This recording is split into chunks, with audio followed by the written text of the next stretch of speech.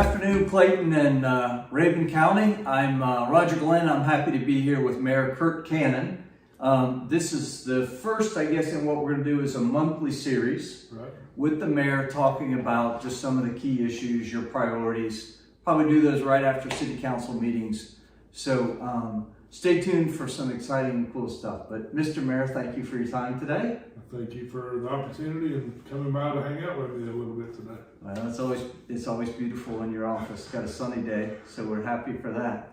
I thought we'd talk about a few things today. I think the SDS and the fact that the council and the county commission just approved that is really, an enormous step forward for the county, writ large. Can you just talk real quick about what the SDS is?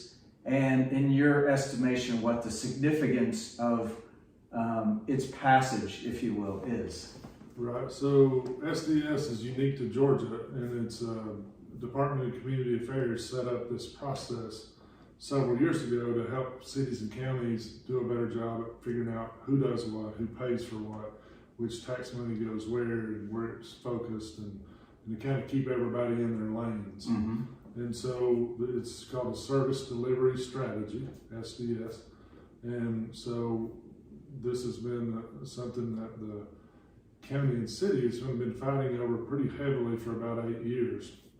Part of the issue with that is for part of that time, we were not eligible for grants because for the city or the county because we were fighting and they want you to have it together and they want you to work together. Right. Which is best for everybody. So they've been in that fight.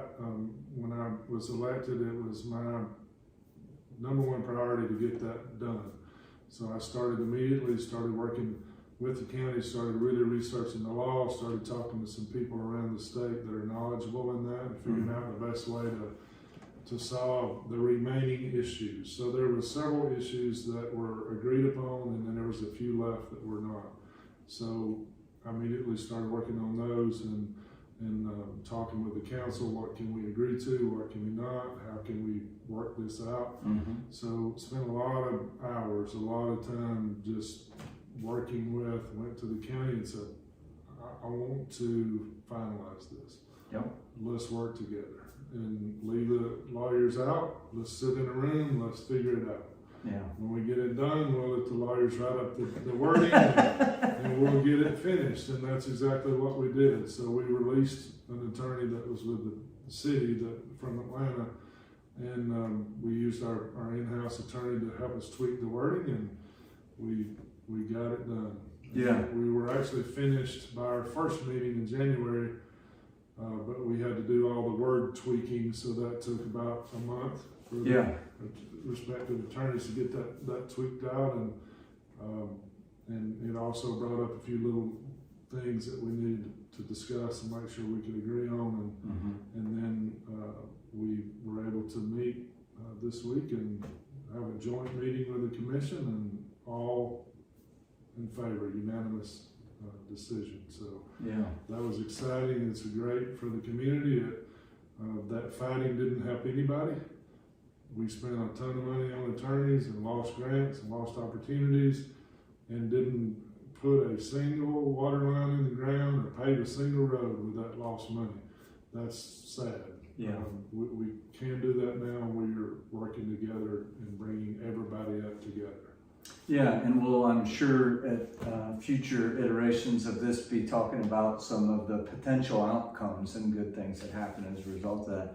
Let me switch gears for just a second. A lot of people that are driving past City Hall on 76 have now seen the Bynum Road project, which is sort of what everyone has come to refer to it as. And there's been some, a lot of information out there about what it is or isn't. Could you just explain real quick what that project is, and in your opinion, what you think it will mean for Clayton? So it's a really nice project. It'll I think, help in some of our housing issues for some of the local folks that are in that inability to get a house right now. Yep. Or maybe for 2 or 3 years because the waiting list is forever. Or moves away. So for some of the local people that they're going to have 1 bedroom, 2 bedroom, 3 bedroom houses, individual houses. Right. Then they're going to, I think there's 6 or 7 duplexes. And then it's all paved streets, all concrete sidewalks, the community house. I think they got a swimming pool or some play area in there. Yep, some amenities. And so it's really nice, really well done, fully maintained by the owner. So they're all rentals, long term. Yep. And also for people that just want to have a house maybe part time, but everything maintained for them, be perfect place for that as well. And not as expensive, as building the whole house by themselves. Yeah. So I think it's a really great project. It'll be really clean, really pretty, well landscaped. Has some good buffer areas and around it, some green space. So it's really nice. Yeah, and that's I think you said 82. 82 different dwellings. Right. In the project. So 82 people, families it'll be able to accommodate. So, yep, and if you didn't pick up on that, that's long-term rentals, a year or better. And somewhere in from $1,000, $1,100 a month to maybe $1,800, $2,000 a month, depending on the size of the property. Yeah, but definitely in that workforce, affordable housing sort of range. Right. Yeah, awesome. Last thing, I know you've been spending a lot of time on kind of human capital and the city staff. And I know we're still looking for a finance and accounting manager, if you will. So if you know anyone, Yes, have them apply. We definitely need one. And Yeah. It's a national issue. Of course, I'm in the building business, like I am, we've been facing issues, shortage in labor for 4 or 5 years. With COVID, it got even worse, and then it spread to all businesses, and the city's feeling the same thing. It's really hard to find qualified people. We also want to keep the qualified people we've got, so we did make some changes this week and raised the salaries across the board for all of our hourly labor and some of our contract positions. Right. And because that labor cost is going up everywhere, and I mean, they could leave us and go to any little restaurant or fast food place and make as much money in some cases. Yeah. So we have to be competitive, and we have to be good and fair to our employees. Yeah. So we've made those changes. We're going to do a labor study to make sure we're comparable to other communities around us in those job fields, and then as well as letting the Georgia Municipal Association come in and help us do kind of an evaluation of how everything's working or not working, and just an outside view looking in instead of us not really knowing how all that works in all the other cities. How can it work best, and get a little advice. Yeah, get some of those best practices, if you will, from other municipalities. Yeah. But you did mention that Richard Munkus, who I think is otherwise known as Goose. Yes. He's cool enough that he's got a nickname, right? So I probably have nicknames we don't want to repeat, but he's now in place for planning and zoning. Yes, he is that officer, and we're trying to streamline that, make sure that everybody's treated exactly the same, everybody's treated fair. We're trying to nail down some processes and lists of things you need for residential, for commercial, for downtown development, because those are all a little different and they require different things by the code. So we want to make sure that we're doing things that are safe for everyone, especially in that downtown district, because we're trying to really step up make sure the fire code as buildings are being improved and expanded and remodeled, that they get in line with the fire code, because we don't want half the town to burn down in one fell swoop. And we definitely want to watch after life safety for people. So we're really, it's always been there. We just haven't enforced it well. So we want to make sure we're doing things correctly. Yes. And it also meets our zoning ordinances. The setbacks are correct.